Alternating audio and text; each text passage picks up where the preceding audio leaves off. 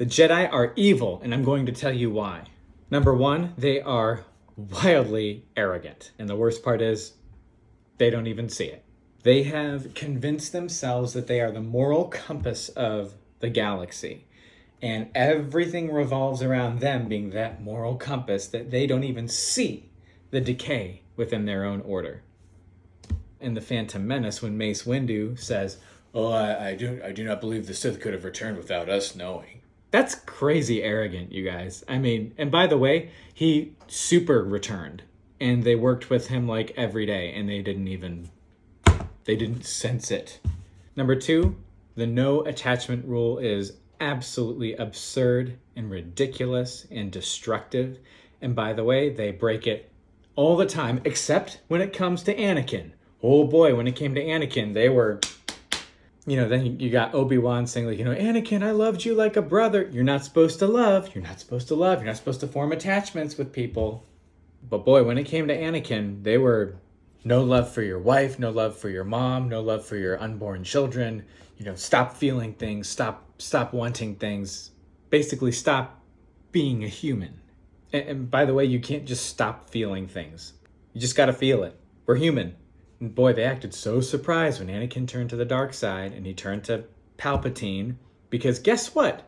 He's the only one who validated Anakin over all those years for his feelings and said, "Oh yeah, I know you miss your mother. I know you're worried about your," he validated him. The Jedi pushed him right into Palpatine's arms. And also, point number three, let's talk about how they completely emotionally crushed Anakin when he was 9 years old. He was a slave on Tatooine. He lived with his mother, a single mom who he loved and raised him. And he was ripped away from everything. And he suddenly found himself on a starship. A 9-year-old kid, you guys. He was afraid. He was scared. He had no one to turn to aside from Qui-Gon and Obi-Wan a little, So he gets in front of the Jedi Council. And they're all looking at him like, this kid. Ugh. And they scold him for missing his mother. They were like, your thoughts dwell on your mother. He's like, I miss her. And Yoda's like, oh, careful you must be. The kid misses his mom. And they're like, oh, well, if you fear for her, you miss her. Well, attachment, all that stuff, that leads to the dark side.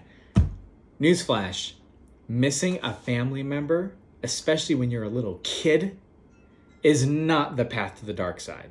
I don't care what universe you're from. That's not the path to the dark side. Yoda literally calls Anakin dangerous to his face at 9 years old. 9-year-old children in general, and there are studies done, there are psychological studies done, kids are wildly impressionable by words and the things that people say to them, that their elders say to them. Yoda literally says, clouded this boy's future is. Kids internalize that stuff, by the way. And it lasts a long time. They think I'm dangerous, so I guess I am. And speaking of Anakin only being 9 years old, that brings me to my fourth point, which, do you guys know how young the Jedi actually take children? They take them from when they're toddlers, like 2 years old. That's messed up. When they are just toddlers, they separate them from their families because, no attachments. You can't have any attachments. And they start indoctrinating them. You know who else does that? Cults. Cults do that. I mean, does this sound wrong to anybody else? Or am I the only one that looks at this and thinks that the Jedi are not good? They are evil. They are a different side to the same coin of the dark side.